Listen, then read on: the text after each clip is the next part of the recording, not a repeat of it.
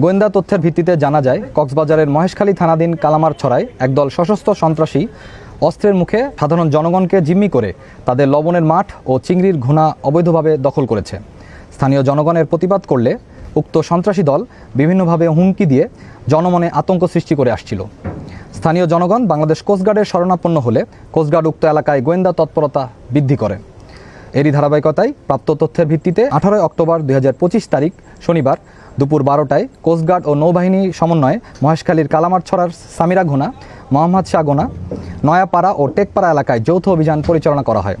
অভিযান চলাকালীন উক্ত এলাকা হতে একটি বিদেশি পিস্তল, 8টি দেশীয় আগ্নেয়াস্ত্র, 8 রাউন্ড তাজা গোলা, 15 রাউন্ড তাজা কার্তুজ, 2টি ম্যাগাজিন, 13টি দেশীয় অস্ত্র ও বিপুল পরিমাণ অস্ত্র তৈরির সরঞ্জামাদি সহ কুখ্যাত সন্ত্রাসী জিয়া বাহিনীর 9 জন সক্রিয় সদস্যকে আটক করা হয়।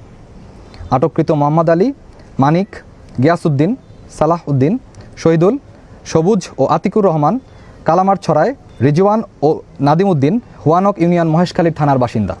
জব্দকৃত আলামত এবং আটককৃত সন্ত্রাসীদের পরবর্তী আইনানুগ ব্যবস্থা গ্রহণের কার্যক্রম প্রক্রিয়াধীন রয়েছে। সন্ত্রাসী কর্মকাণ্ড নির্মূলে বাংলাদেশ কোস্টগার্ড ভবিষ্যতেও এ ধরনের অভিযান অব্যাহত রাখবে।